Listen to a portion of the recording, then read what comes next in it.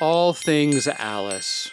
This podcast will explore the cultural phenomenon of Alice in Wonderland as artistic landmark and global symbol of inspiration and imagination. I'm your host, Frank Bador, the author of the Looking Glass Horse trilogy. Let's explore, what is it about Alice?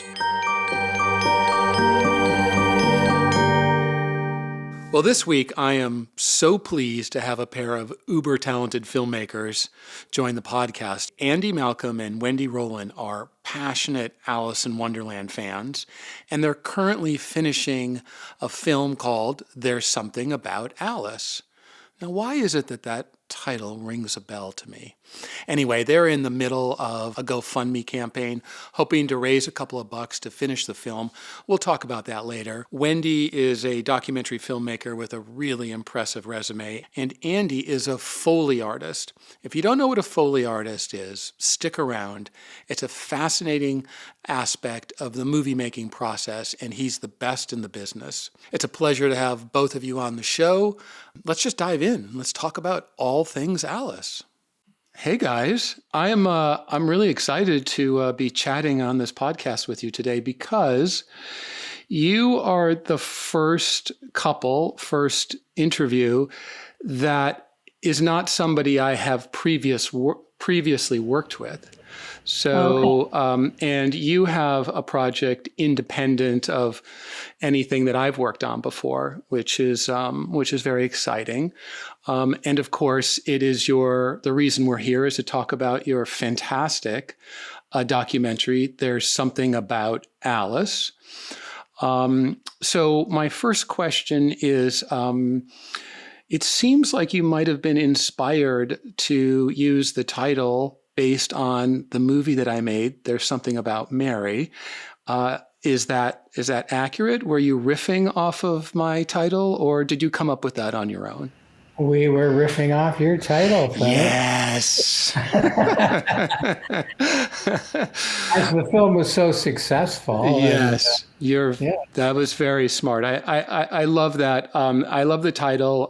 After the movie, somebody wrote an article that was "There's Something About Frank," and so it's appropriate. So, well, let's talk about your documentary because I was, I'm always interested in meeting and talking to people that have a love for Alice. And the premise behind your show is Alice in pop culture. So can you kind of give us a sense of what the genesis of the project and the why now? I know you've been working on it for a long time, but what got you excited about it? Well, we started actually in 2012 when we heard about an event that was happening in Oxford, England to celebrate the 150th anniversary of the telling of the tale.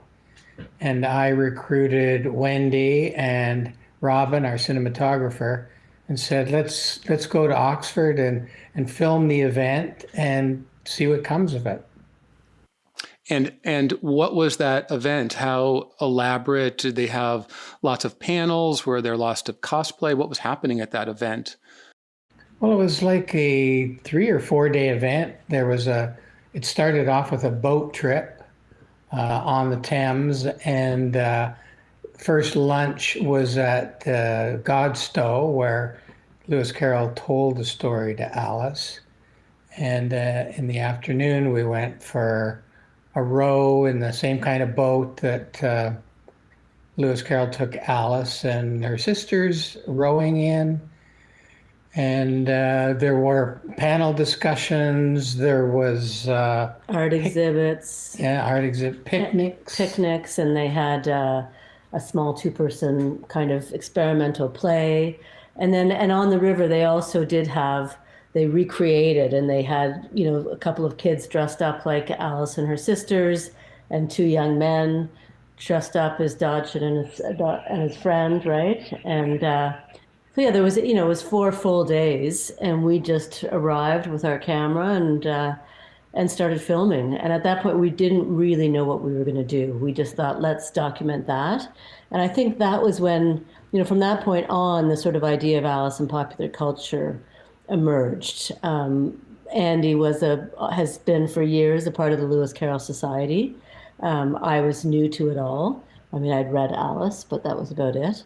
But I don't think we started out really thinking it was going to be about Alice in popular culture. I think that after we started doing some interviews, we just sort of started to think about the bigger picture and how Alice, has the story of Alice and Alice the character has kind of been reinvented with every generation. And that is sort of, over the 10 years that it took us to make the film, that's kind of the path we took. Yeah. We hadn't even stole your title by then because we were mostly dealing with Lewis Carroll.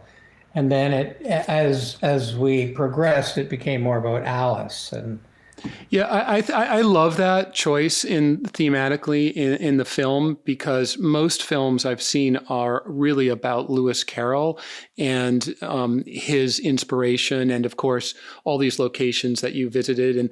But that's territory that's been mined a few times in documentaries. So the notion of exploring why Alice in pop culture and maybe why it's lasted so long.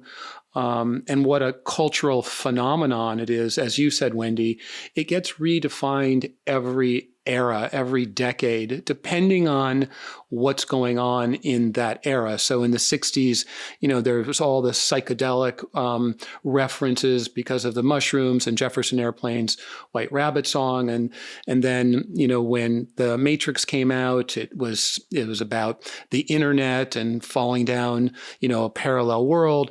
And so it keeps getting redefined. And that's what you did so well. So on that note, what was the process of picking people to interview? What were you looking for? well, we were sort of paying attention to Lewis Carroll meetings, and our next event was American McGee speaking to the Lewis Carroll group in Los Angeles. So we made a special trip down for that. And we recorded the talk he gave in front of the society, and also we got a private interview with him in the library after. So, and then it just kind of grew. Then New York in 2015 was celebrating the 150th anniversary of the publication of the book. So we got on board and went down for that.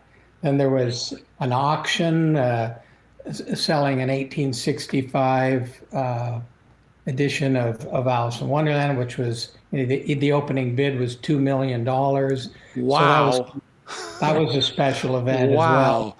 Were you there for that? Yeah, we got permission to film the auction, and we were there. Yeah, and it's interesting in the film because I'd never really been to a live auction before like that. And the bidding was sort of going up and up and up, but then it's sort of, they banged the gavel. And as it turned out, we thought the book had sold, but I think he was hoping to make 3 million, I think. Or he was hoping to make 2. So I guess it didn't start at 2 million, but it started over It a million. started at $1 million, and then it grew to 1.8 million, but nobody took it to the reserve price. That was the reserve. So it didn't actually sell. It felt like it was selling, but then it didn't. But I think the story is that it did sell shortly thereafter, but to a private bidder, so we don't know who got it. Well, were you able in your film in this 10 years to sort of answer the question about why Alice, why somebody would spend $2 million on a manuscript or on a book? Because at the end of the day, isn't that a question you were asking yourself? It's at least a question I would ask myself. Yeah, and I mean, it is something, and I'm not sure there's a specific answer. I think that's the interesting thing about the film is that everybody in the film kind of has their own answer to that. Mm-hmm. And some people think it's just because, there's something about that character that can live on in your imagination and, and can go so many places because she goes down this rabbit hole, which is a term that's used over and over and over again. And there's such a sort of breadth, so many characters that different people can relate to. and that she's kind of timeless, just the way she looks and the way she dresses. She's not sort of pinpointed into the Victorian age, or, I mean, she really could exist in any decade, which I think is interesting. So, I think one of the things I love about the film and the people we interviewed is there's so many different answers to why Alice lives on. And maybe, maybe you don't even really need an answer. You just have to sort of dive right into it, and everybody takes what they want out of the story. I think that's true. She has become a universal muse for creativity and for imagination. Those words come up all the time. I know that's what in the film American McGee said. He said something like, there's something about her imagination that appeals to everyone. And so she became a muse for me. She's a muse for you. I'm curious, Andy, about the Lewis Carroll Society that you're a member of, correct? Yes. What is it? What is the purpose? And there are numerous Lewis Carroll Societies around the world, one in New York, one in Japan, and one in London. Do I have that right? Yeah, and one in Brazil, and one in Holland, and one in Canada. Wow. And it's basically people getting together with a common interest and sharing stories and having talks and exchanging artifacts, and just all people who are really amongst Alice and really enjoy the story and want to share it with others. And we get like major people speaking at these events, like Adam Gopnik has spoken probably 3 times at various meetings, and a lot of the mucky mucks, the experts, the Morton Cohens and the Edward Wakelings and all these kind of scholars. And I even heard you landed that author Frank Bador once, and he's impossible to get. Impossible to track down. And I heard he was really hard to work with. But he talked about Alice's avatar, and maybe you could explain that a little more to the audience, because I found that was the fascinating part of your talk, that's how you described Alice as an avatar. Well, I'll just let everybody know that I'm teasing. It's an inside joke, because when I was Googling and found there's something about Alice, I reached out to both Wendy and Andy about doing an interview.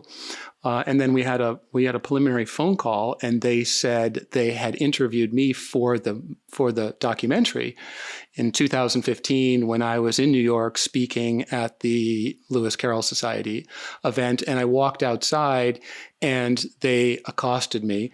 They approached me and said that they were doing this documentary, and they asked me some questions. And it turns out that we had previously met, which was a delightful little coincidence. But yeah, I was talking about Alice as an avatar in the same way that I think I just mentioned, in terms of she's an avatar for anybody that's creative, as a muse. Of course, I probably said it in a really elegant, very deep, meaningful way. It still did not make it into the film. So I will forever give you a hard time about that. But maybe we can find a place for it somewhere on my website one day. At some point we will, for sure. And the 40 other people that didn't make it, really didn't have anything to do with the quality of the talk or what people were saying. It was just kind of when you start editing the film together, we probably used a quarter of the interviews that we actually recorded. So let's talk about that. It's a nice segue, because of all of the Alice out in pop culture, if you Google whether it's music or theme parks or television or gardening or the Alice in Wonderland syndrome, which is a medical term, how did you go about choosing the clips that you wanted to include in the film and the folks you wanted to interview? I mean, that's sort of, I was the editor of the film, but Andy worked very closely with me. I mean, we worked together all the time on it, but it is the hardest part of, you end up with sort of hundreds of hours of footage, and then you have to figure out how to bring it down to our running time was an hour.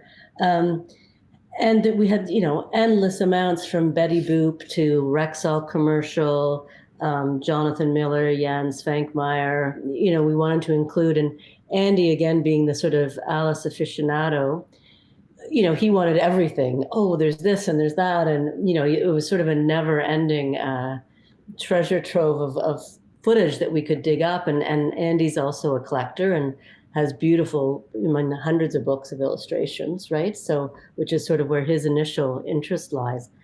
And so I think, first of all, it was, when we came up with the theme of Alice in popular culture and looking at every generation, that kind of gave us a thoroughfare that we could kind of go from early Alice to, more current Alice. And then it was just trying to find things that were unique and interesting. I mean, we did look at Disney, and, there were certain things that you can't ignore.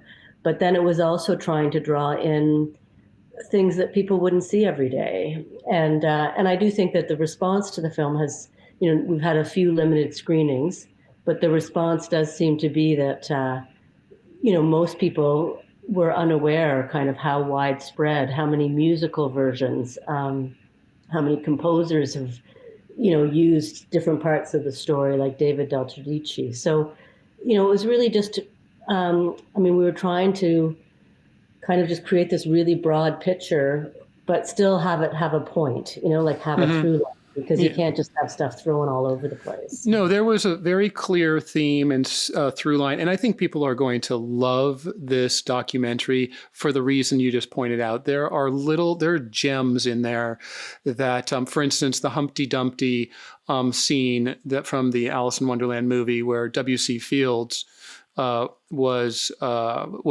playing the part, you hear his voice and you go, wait a second, I know that who is that? And so it really, if you're an Alice fan at all, this is a must have, a must film to watch. But I wanted to go back to why you chose an hour, given you have so much footage. You're a filmmaker, Wendy. Is that a typical, and you do a lot of documentaries, is that more a typical, length of time in terms of selling this or putting it on network, or why an hour? Well, an hour, because, when we started the film, we sort of decided that we wanted just to make the film we wanted to make. We didn't go and pitch it to the CBC or BBC or to any networks. Because, often you kind of lose control. Often it becomes the film they want you to make and not the film you want to make. And as Andy, being the producer and the Lewis Carroll, fan and Alice, collector, this was his kind of labor of love and became our labor of love for all that time. So we just wanted to make the film we wanted to make. We didn't want to be reined in. When I've made stuff for television before, a TV hour is actually more like 46 minutes because you have to have room for advertisements. Now that's kind of gone, that's not really as much guidelines these days because it's streamers. Yeah. So, but the last film I made was for CBC, which is Canadian Broadcasting Corporation. And so it was a TV hour, which meant 46 minutes. And then you're really restricted, like you have to do those 46 minutes. So our film, it was really just a coincidence that it ended up an hour. Like really, it was just when it felt like it was the right length, when it felt like it wasn't repetitive. You go through several passes where you have, for instance, American McGee, who's in the film, we really loved him and we had so much content. But at a certain point, it was like, okay, we have to take out, we had to take about half of his stuff out of the film because it just was, you just have to kind of go with the pacing. You're looking at the pacing. You're looking at where your people's interest might kind of flag. You've got to just keep it moving. And so when we finished, we were like, this seems like the right length. And it turned out it was approximately an hour. I'm not sure of the running time with credits and everything, but it's an hour and 4 minutes or something. Yeah. But so we weren't constrained by any broadcaster's time, basically. Well, let's talk about some of the people you interviewed because I found that very, very enjoyable.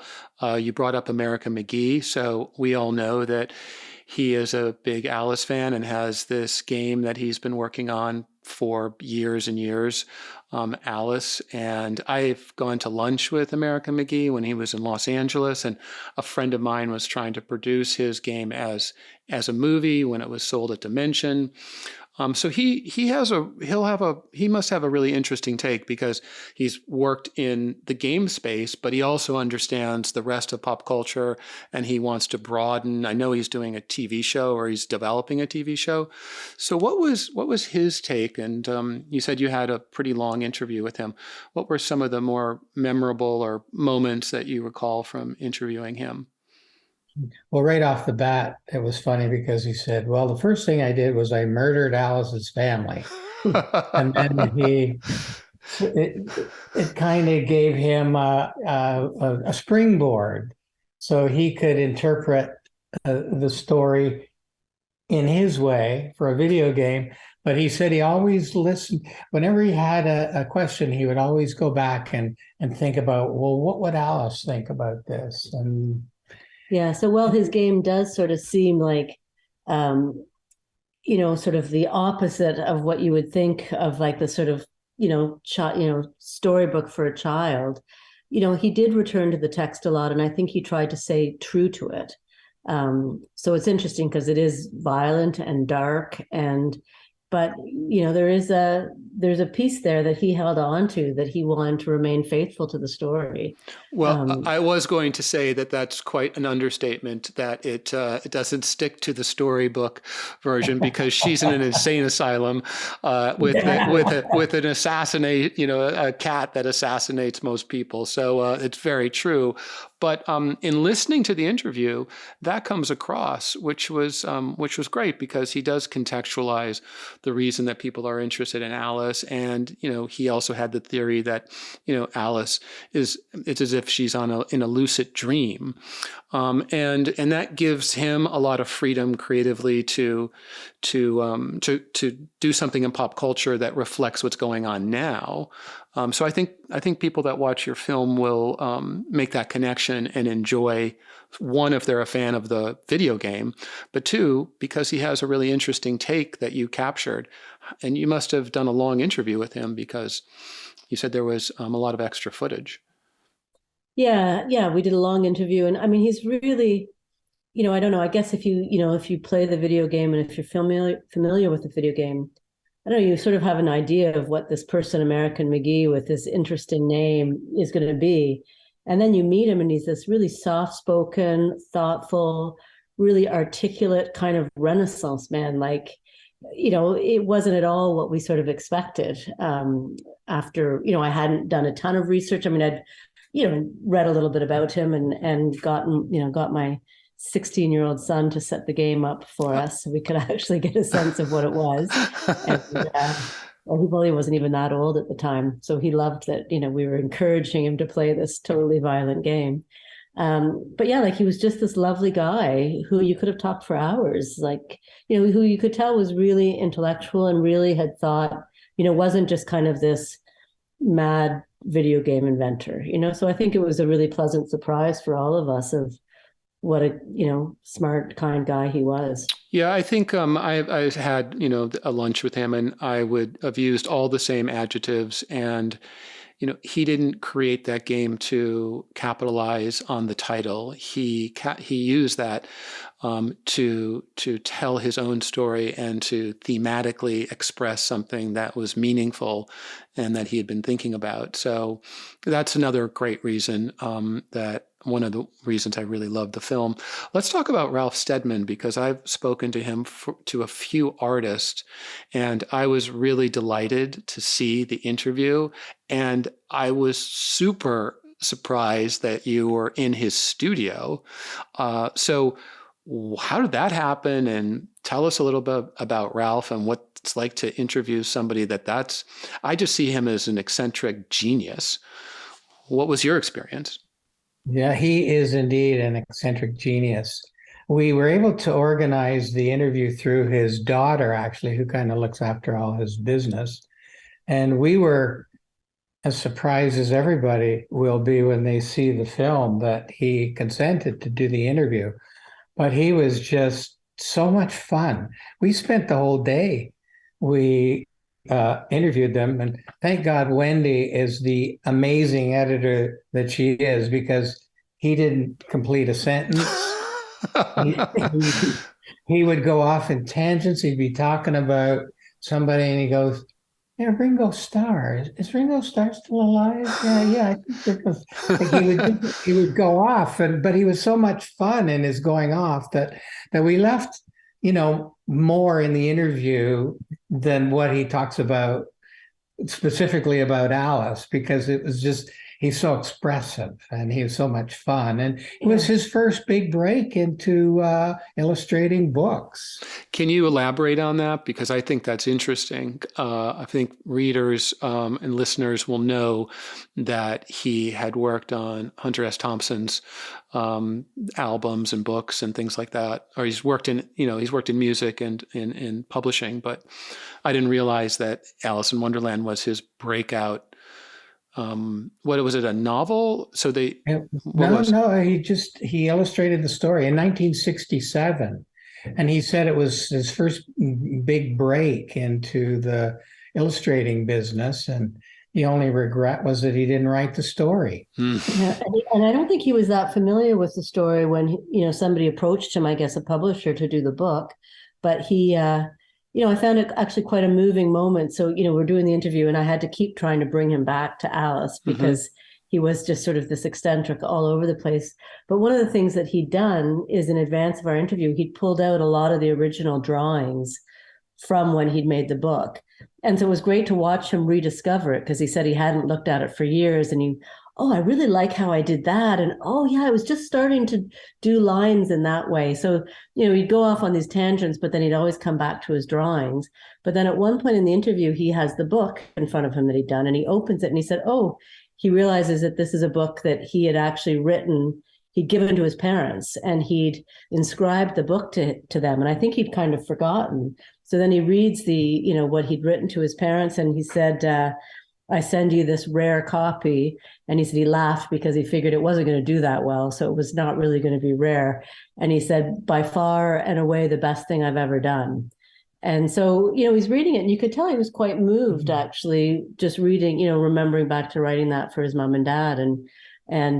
So, yeah, he was just, I think he would have stayed and just kept talking to us all day long. And his daughter finally sort of said, okay, I don't know how old he was at the time. He was 80 at the time. He was 80. And so she sort of, I think, generally has to rein him in when he's doing interviews, because I think he would go on forever and ever. But then they invited us out for lunch, and we spent the day with his wife and him and his daughter eating at this lovely pub. And so, it's sort of amazing when you never know if you're going to be given 1 hour with somebody and it's just going to be this really straight ahead kind of interview, or if you're going to have this completely wacky day where you meet this lovely man who's an incredible artist. Well, those spontaneous moments and those precious little gems that you find yourself experiencing. I mean, I really identify with the him reading what he wrote to his parents, because when you do something at that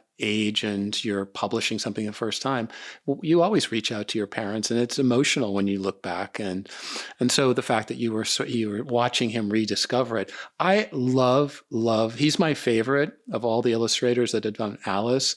So I was really excited, but I'm even more excited after you told that story to maybe hear the rest of the interview, because that would be, there could be an hour special on Ralph Steadman. So no, I mean, and that's our hope, is to sort of make these interviews available, because I think it is he said so many great things, but the problem is, in a short film, you can only include, there's maybe 5 minutes of him in the whole film, where we spent at least an hour more than, yeah. I mean, we probably have 2 hours of footage with him, you know? That's fantastic. And then you had lunch and you got to see his studio and have a full experience with really a very talented man. So yeah, we all brought our books and he signed them all with his, ink splatter. And hey, that's a signature.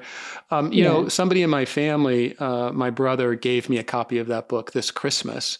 I hadn't had a copy of it. And so I was really excited because I knew I was going to do this interview with you guys. And so I wanted to hear more about Ralph Steadman. So, well, and there's a whole host of people that are fascinating. You have Will Brooker, who wrote a, sort of a scholarly book on Alice and pop culture. Now, I will give you a word of warning before you jump into him. He gave me the worst review of anybody that ever read my book, but I am not holding it against him. But the scholarly types apparently do not like the idea that I was a producer or a skier, or that they think my writing sucks. But I know I sold more books than him, not to be petty, which I can be very petty, but I did really love the book and I would like to meet the guy someday. So tell us about Will Brooker. Small world. Yeah. Yeah, it's a small world, that he would have happened to. It's crazy. Yeah. Yeah, I mean, he was an interesting guy as well. I mean, he kind of arrived. I guess he was in the midst of writing a new book on David Bowie. So he arrived in his David Bowie phase with his hair like David Bowie. Yeah, so he's got to be cool. He's got to be a cool guy. Oh, yeah. He's smart and very cool. Yeah. Sure. And so, and I mean, in a way, his book probably was, really kind of integral to our thinking about the film, because his book is Alice's Adventures, Lewis Carroll in Popular Culture. So, he kind of went the Lewis Carroll route. But certainly, I think that kind of inspired us when we were starting to think about popular culture. And so he really speaks beautifully to the films and to the art, that's been done, since the publication of the book. And he's certainly, as you've seen, strongly opinionated about what he likes and what he doesn't like in terms of the different illustrators. But also loves the more recent, like he's not sort of trapped in the, Tenniel or the early illustrators. I mean, he sort of likes the scope. But so, I mean, it was interesting because, we had, on one hand, we have, Ralph Steadman or something, but then we have Will bringing the real kind of academic scholarly side to it. And yet he's very approachable. He's not sort of speaking in a way that's... Well, he's a university professor and he teaches film and culture. So he was perfect for our interview. And he comments on... He writes a lot about American McGee's Game, doesn't he, in the book? I remember him writing about that. Do you recall? Was there a connection? There wasn't. I mean, we didn't make a connection between him and American McGee at all. Okay. We went back to England a second time, and that's when we interviewed Will Brooker. And I think probably at that time we'd started to narrow in on what our focus was. So that's when we sort of realized that he was somebody we had to include, or that we wanted to. And he is one of the great interviews that kind of ties a lot of the threads together within the film, and has the last word. Yeah. But so, yeah, certainly a big fan of American McGee, certainly a big fan of, anything that's kind of really bringing it into current popular culture, but then also very able to kind of talk about, the earlier artists too. And then, people who've been inspired by the Tenniel or the Furniss drawings. And he spoke about the Jonathan Miller film and the Svankmajer film, and those were high up on his list. Did you have a list of questions when you started, or when you talked to each person, or was it more free-flowing and letting them share what came to mind? I'm going to let Wendy answer that, but I'm going to say that Wendy is an awesome interviewer, because what she does is she starts up a conversation. so that people can actually relax and converse rather than feel like On the spot. yeah, exactly. So you can. Yeah, I mean, I think for some of the key people, like often we just did quick interviews with people that we'd run into at a conference, and I would sort of have a list of a couple things I want, that we wanted to touch on. But I think with somebody like Will Brooker or Ralph Steadman, or a man named Brian Sibley, who's also a real sort of a writer and scholar, I'd sort of try and read. I hadn't read Will Brooker's whole book, but I try and read the first and last chapter and a few things in between. I would always have questions prepared, but then usually what I do is I just have a conversation. And then once I feel like we've run out of things to talk about, I go back to my list of questions and see if I've checked everything off. But so I think I always try and go in prepared, but then, maybe have a quote or two from what they've written that I can get them to talk about. But we didn't do any pre-interviews with anyone. I mean, it was very much just arrive and see where it takes us. Oh, that's very exciting as well. And since you were not on a timeline, you could really enjoy and take your time. So, but I did notice that you often ask the question, if you were a character from Alice in Wonderland, who would you be? And I think the film starts with that question. Am I getting that right? Yes, there's this wonderful guy, Anthony, who starts the film, and he wasn't a planned interview. It was that first trip to England when we were on the river and they'd stopped for a picnic. And I think Andy saw this group under a tree. And so we approached them to see if they'd answer a few questions. And this guy, Anthony, was just this lovely, eccentric, older British man, and turned out to be one of our favorite interviews we did for the whole film. And he was the very first interview we did on the very first day of making the film. So we were very fortunate that way. And again, he sort of begins and ends like he's at the end of the credits too. Mm-hmm. So just this lovely guy who was a Carolian, loved all things Lewis Carroll, but your typical sort of British eccentric is the way I put it. He was pitch perfect for the start of the film. So I think that must have been a good omen for you, that you met him under a tree, that he was your first interview, that it was spontaneous, and he answered the question. And it's a fantastic answer that people will enjoy, and brings you right into the film. So I'm going to attempt the same thing and turn the tables. So Wendy, if you were a character from Alice in Wonderland, who would you be and why? Well, I'm sort of embarrassed to say because it seems a bit obvious, but I think I would pick Alice, and really for the reason that I just have a strong memory of, when I was probably 7 years old, my mom gave me an Alice dress that I wore all the time. I wore it when I went to Disney World for the first time. My mom had an Alice themed birthday party for me, probably because I had the dress.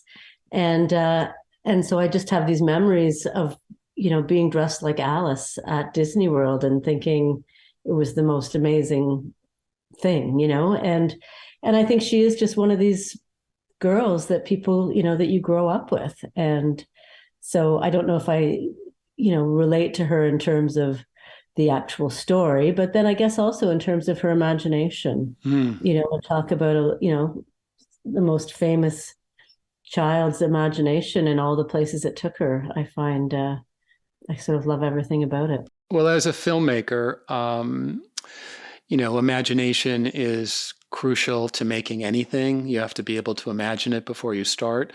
So I understand that answer. And I've asked that question quite a bit. And Alice would seem obvious, but most people don't pick Alice. It's interesting. I love that story. I love that answer, because you're not talking about having read the book. You're talking about how Alice was already in culture and dressing up. How about you, Andy? Well, I think I relate to the White Rabbit because I get nervous a lot, and I like to be on time, so I'm very conscious of time. And I guess that sums it up. I don't know. Well, that's I feel the same way about time. It's very hard for me to be late. I'm often early to avoid being late. So if I'm driving somewhere, I am the white rabbit. like I we have to be there on time. So, well, what about what was what was the criteria for choosing out of these 50 hours that you captured? How did you go about, what was the process like? Did you guys argue about what should be in? Because you were saying earlier, Wendy, that Andy wanted everything in. So Andy, how did you guys negotiate that whole process? Well, I'm very respectful of Wendy, and we're doing a coffee table book together based on the film. And I love Wendy's views and ideas because I'm so tied into it that sometimes I can't see the forest for the trees. Mm-hmm. And Wendy will say, "Oh, we got to use that. We can't use that." And we never argued about anything. Whatever Wendy wanted, Wendy got. I was going to say that Andy is the most relaxed. I mean, he's the dream producer, really, because he loves everything about Alice and the story and the characters so much that he's always just so excited about it. So everything we would cut, or anytime I'd show him something, his reaction would be, "Oh my God, it's fantastic." So he's very easygoing about it all too, which certainly helps. And yeah, really, we just had fun, and we would try and find things that made us both laugh, or find things that we were like, "Oh my God, this is amazing, and it's going to work perfectly here." So, I mean, the main challenge, the hardest part always is cutting it down. You end up with sort of a 2.5 hour film that you love, but anybody else would find deadly boring, because it just has to be more concise. And so the hardest part was, I find it's always easy to get from 50 hours to 2.5 hours, because it's easy to figure out what you don't want. Right. I'm sure that happens when you're writing also, right? It's easy to get rid of all that extra stuff, but it's then when you've got what you really love, it's how do you kind of bring it into that final part that you think is really tight. And we started having some screenings with other people too, which certainly helps, because they, sometimes just sitting in the room, you can tell when they're bored, and Right. or you can tell when something's working, And just what order things go in. Like we would do it in sections, and then, somebody might suggest, why don't you move this section here and try this there? And so we were open to, people's opinions, and I think we worked it out pretty well in the end. Yeah, yeah. And Robin, who's our cinematographer, who's actually married to Andy, she also would come in and watch several versions. And she was not in the editing room all the time. So she could come in and really be like, "Yeah, that's not working." Right. And she would also say, "Andy, you have to wrap this up. Wendy, don't let Andy bring anything else into the film." So she was good, because she would come out, she was coming from, a bit of a distance at that point, and was able to kind of, see it really clearly. So she had lots of great comments and suggestions too. And being in a screening room and having other people there, and the pressure of people watching it, you really do get a sense of how a film is playing. I've gone to a lot of film festivals. We did a lot of test screenings on Something About Mary or my film Wicked, what have you, and the audience tells you just the body language and the how the room changes. People start futzing around. They don't lean in if they're not leaning in. So that probably was really helpful as well. But it sounds like you had a really dynamic working relationship, and it comes through. The film's terrific. And I know that you've done a GoFundMe campaign for the purposes of financing some of the licensing challenges of clips and so forth. And I'm really hoping that this podcast will reach out to people that will kick in, and let's try and finish this thing so we can get it out to the public. So just tell me a little bit about what your thinking was I'm assuming this has all been self-financed, and so now there's those expenses that sneak up on you because everybody doesn't want to give you everything for free. So what's been happening on that front? Yeah, we started this GoFundMe, and we've never done a GoFundMe before, so it's been interesting. And our idea was, and it's done, not bad so far, but we have probably halfway to go, or a little bit more than halfway. And yeah, it's one of those things you see in GoFundMe, every little bit helps, right? Like if somebody can give $10, $15, $500, whatever people can afford. And we always sort of joke that it's in Canadian dollars. So, so it's not real money. It's way less, $200 Canadian is like 350 US or something like that. And then, so our goal is to both, clear some licensing, because we did use some Disney clips, and, we've certainly credited everybody in the film, but there's, lots of stuff that we would have to pay rights for if we wanted, to actually get it on air somewhere or have it even screen at film festivals, so we've only kind of had private screenings to date. And then we're also, we have all these hundreds of hours of interviews with really brilliant people, from some of the most well-known names of Lewis Carroll scholars. The Morton Cohens and Edward Wakelings and Mark Richards, people like that. But you also have that 2 hours of Ralph Steadman, and America McGee. So it's really endless. I want you to know that I'm going to kick in, and I'm also going to take a commercial break. Welcome back. Okay, so the film There's Something About Alice is currently on GoFundMe, and looking forward to getting this thing. It's not that much money. You're close, so I'm going to help you get over the finish line. But I also wanted to talk to you guys about your other work. Andy, you are one of the top Foley artists in Hollywood, and you have worked on some really big films. And I don't think people know exactly what Foley artist. It's amazing. I watched your documentary, and I found the whole thing fascinating. So can you talk a little bit about your studio? It's out. It looks like it's out in the country somewhere, and what a Foley artist does. Well, a Foley artist watches the movie and performs the sounds in sync with the picture, and essentially, oh boy, here I go. It's the easiest thing in the world. I've been doing it for 48 years, and can I tell you what a Foley artist is? Okay, we can edit, right? It's not easy. I tried to tell my kids. So I tried to explain to my daughter in the car, and I was making a little scratch on the hood. And I said, okay, so this guy that I'm talking to tomorrow, Andy, he would have to figure out how to do that without the car at his disposal. Well, that's a good start. That's better than my answer, actually.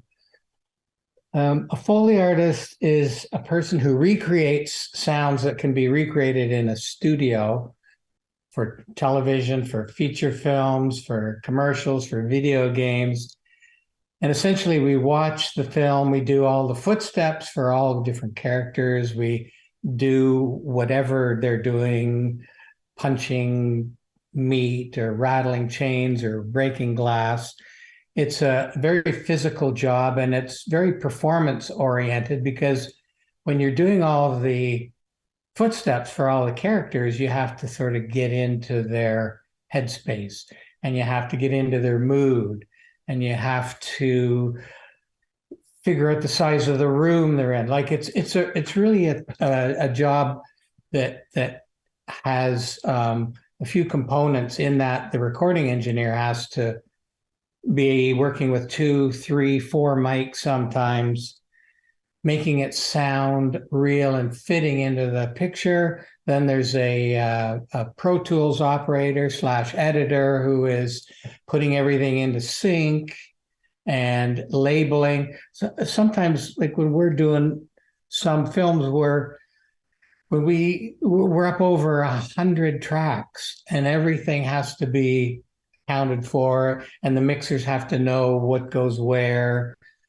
So there's a lot of complicated elements that go into making a Foley track, but which is why the documentary is so informative and so interesting, because it captures that, but we get to see it visually and how you go about it and all the different everyday items that you collect and that you use to create these sounds.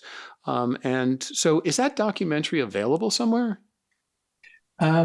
I will be seeing the director in a couple of days. I can let you know. Yeah, I'd love to know. I'd love to It, share it with the listeners. It's terrific. it's been in a lot of film festivals, and it's now playing on all Air Canada flights. So I would imagine it would be available, but I will definitely let you know, and if I can get permission for you to use it on your website.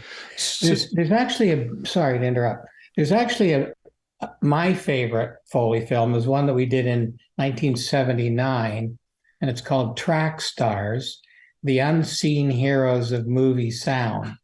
And that's 8 minutes long, and it's done split screen. So you see the action happening on one side, and then the two Foley artists performing the actions on the other side. And it's very entertaining. And back in 1979, I had a lot of energy back then. So it's well, let me ask you about that energy, because your studio is called Footsteps Studio. The documentary is called Footsteps, and footsteps are what people recognize the most obvious Foley. So when there's footsteps, you have to recreate those. Did you ever find yourself in high heels trying to recreate those sounds? I to this day I have more high heels and I walk better in them than my wife does. I have 500 pairs of shoes at least, and Yeah, and Andy, he did Tim Burton's Alice, and there's a scene where Alice is running across the table, and that's Andy, wearing some sort of little shoes, right? That you're, so yeah, I mean, he's, every person's footstep, any person's footsteps, Andy can do them. So it's pretty amazing to watch. Did you have to go to Did you have to go to college for that? No, yeah, afraid not. Now that was sort of make it up as you go. Yeah. And to this day, it's make it up as you go. We just what's going to work for this, and we do IMAX underwater films, and nobody knows what it sounds like underwater, so we just make it up, and then then there's animation, which is my favorite part of Foley, because you get to go off the deep end, and you're always it's more creative that way, because you're inventing sounds for everything. And then there's drama on the other end, where you're trying to make it fit, you're trying to make it transparent. And then in the middle somewhere is comedy, where you get to try and make it real, but then exaggerate and make it funny. So it just seems like the coolest job of all the jobs in Hollywood, and so that's why I was so taken with the documentary. I have to agree. It is a very cool job. It's very creative. The other thing I like about it is you're on your feet all day, and you're throwing heavy bags around and smashing glass and just a million and one things. It's like we do Vikings, and we're doing, swords and shields, and we're ripping lungs out of human bodies, and it's just never ending. Andy's whole house is mic'd, so that if he needs to throw a body bag down the stairs, he just has to plug a mic in on his stairway, and then they can throw, not usually a real body, but some giant thing down the stairs, right? He can drive cars into a studio. I mean, it really is. It's the most incredible space. It's fascinating. And that's why they call it a Foley artist, because you're making it up as you go with all the items. But what is it that you do differently, or why so many filmmakers come to you? I mean, I know you've won Emmys, but you've done big movies like Dune and Blade Runner, and you did that movie I just saw, Women Talking, which was terrific, by the way. And of course, you did Alice in Wonderland. There's nobody else that would have been done Alice in Wonderland. But what makes you? What do you think? Why do they keep coming back to you? Well, it's the team that I was saying earlier, because we can make it transparent. And a lot of places, they just record everything close up and then leave it up to the mixers to make it work, to make it fit. And also, we have a team. There's 3 Foley artists, and everybody is experienced and really good at it. And I think your imagination comes through, I think, too, right? I think that Andy's just, and I think, didn't you do mime at one point? Like, he was a mime artist, like you're coming at it sort of from a theatrical artistic background too. So and I think it's something that's interesting about Foley is people assume that those are just computer, people just have libraries full of sounds, and why would you even do Foley anymore? Mm-hmm. So I don't think that people realize how specific every sound is, whether you're putting a glass down on a table or banging a table with your fist or using a fork against a plate. Like, all of that stuff is done by a Foley artist. That's what my daughter said. She really thought, she said, well, why don't you just Google it? Yeah. But Andy, you pointed out that the size of a room impacts the sound of the footsteps and anything else. So there's so many levels of complication to really capturing and if it's a fantasy world, well, then you have to invent the whole thing. So I think it's it's a lot about layering sound. So, we'll come up, I had to do the sound of a whale being born underwater, and what does that sound like? So you start, and then you think of a sound, and okay, well, let's put that in. Well, that works. So let's add something else. And for example, an obvious one would be a horse and buggy. I actually have real horses' feet. We do the feet on one track. We do the bridle on another track, the leather creaking. We've got old boxes and old creaky ladders for the wagons. And then we, do crunching sounds for the wheels. And so you're layering, you're building a sound, and that's the fun. What about Alice in Wonderland? Tim Burton. So had you worked with Tim Burton before?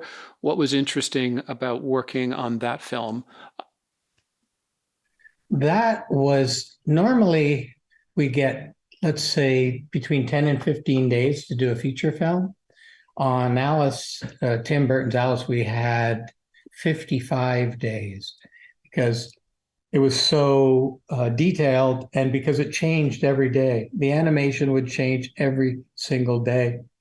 And it was just a fun experience because, again, we had to make everything up. The soldiers marching, we ended up using ceramic and onyx and shaking it around, and Alice's feet and the little doors and the keys and the drink me, all the stuff, even simple as the cane of the dodo.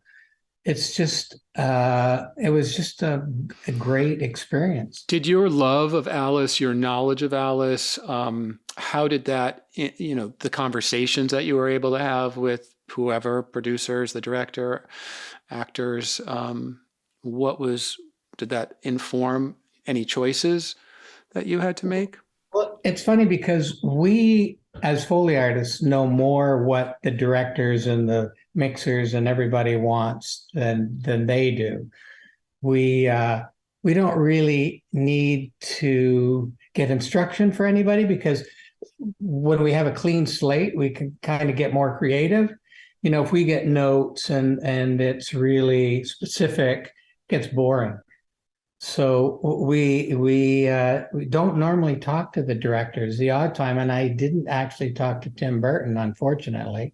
Well, I don't I got know. I mean, not talking to anybody on the crew or the studio or the director, that might be another reason this is the best job in Hollywood. right. Well, it is a blessing, Frank, and you're right. We have three studios on a 25-acre plot of land, and we're way out in the country, so it's very quiet out there, and we don't get bothered by anybody. Nobody comes to see us. People think, "Oh, you're in the movie business. You must have people coming by all the time." But Helicopters landing from, the yeah, head of exactly, Disney. exactly. What are you Yeah. doing to my Wonderland? Yeah, well, I used to work a lot in Los Angeles, and you would see people on the lot all the time. Oh, there's Steven Spielberg over there, or Will Smith over there, and that was a little different. And sometimes they'd come into the studio, so I would meet Danny DeVito, and I did meet Steven Spielberg, and all kinds of people when you're on the lot. But up in Uxbridge, nobody knows where we are. Well, you seem to have your own studio because, your wife works in the business, and Wendy, you're a documentary filmmaker and a producer and a director. So you know what it's like to sell projects to networks and then have to deliver on all the requirements that they have. What's your experience been? Is it primarily, are you making documentaries, or is that your focus, or do you also do fiction and dramas and things? No, documentary's been my focus all along. Since soon after I graduated, a long time ago, I started working for the National Film Board of Canada, which is, was sort of one of the birthplaces of documentary. So I was very lucky to be there for a few years. And then I've just always been able to, I'm just sort of freelance and done films for mostly Canadian broadcasters, CBC and CTV and the National Film Board.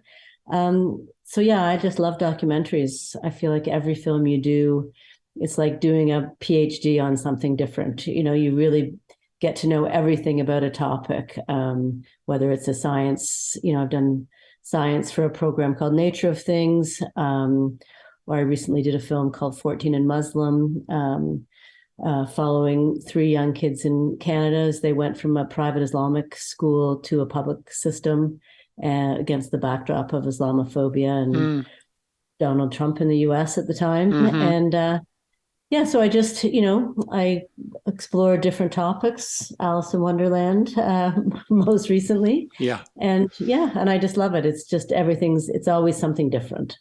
And as everybody knows, there is a newfound interest, it seems, over the last few years in documentaries, and they've become a really popular. They're very, very, very popular. And somebody just old friend shared a story with me that I thought might make a good documentary. So I might hit you up for it and get your opinion. For sure. But before we wrap this up, I had a last question regarding the Cheshire Cat Press, which is your own publishing company, correct, Andy?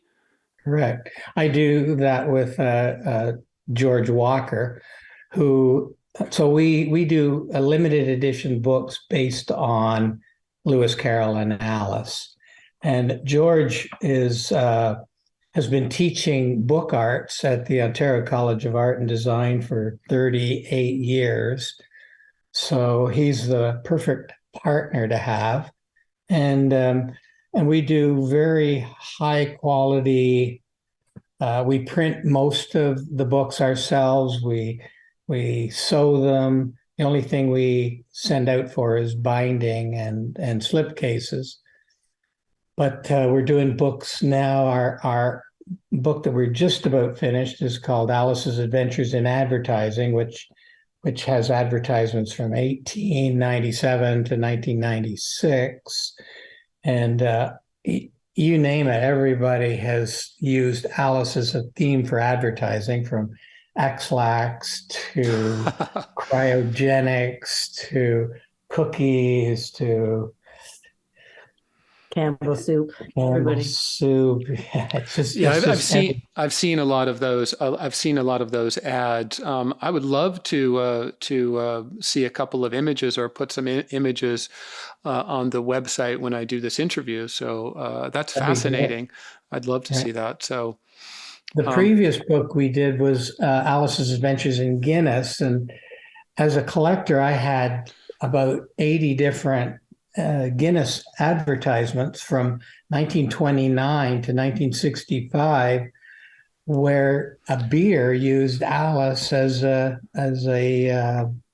what's the word? As a prompt for to sell their stuff, right? Their goods. Just it just seemed odd at the beginning that a beer would be using Alice in Wonderland to sell their product. Well, that's the reason I'm doing this podcast, All Things Alice, because it runs so deep into pop culture, and we don't even realize how often we are exposed to Alice in advertising and pop culture and music. And there's a reason it's the second most quoted literary works in the world. And so you're really drilling down on some very, very specific, interesting, idiosyncratic aspects with the Guinness beer. I find that all fascinating. And you're also doing a coffee table book for your documentary, correct? Correct, yeah. Yeah, when we had our screening, we had sort of a small screening in Uxbridge, where Andy's studio is, of the film, and somebody at the screening was a publisher and approached us about making a coffee table book. So he just loved the film, and he thought it would, transpose nicely into being a coffee table book. So it will be very, similar to the film, except for it's a book, not a movie, but really looking at illustrations from fashion, advertising, music, film, artist illustrations from Russia to Japan to Finland. So we're really looking again at Alice in popular culture, and the drawings and the images, they're so bright and they're so imaginative and psychedelic at times that I think it's going to be a really beautiful coffee table book. So that's what we're focusing. Our lives have become All Things Alice. Again, yeah, it could even be called All Things Alice. We'll steal that. Steal from the greats. Well, I've had such a great time chatting with you, and I'm really looking forward to promoting and getting the word out on your documentary and your GoFundMe campaign, and sharing this podcast and cutting together an interview for my blog, and sharing all of your creativity, the work that you've done on the coffee table book, the previous coffee table books, this documentary. And then as a bonus for folks who are listening, step up and let's fund this, and we will put together, maybe you and I, we can all work on putting together those interviews and cutting something together for bonus material that we could put on YouTube or on my website. What do you guys think about doing that?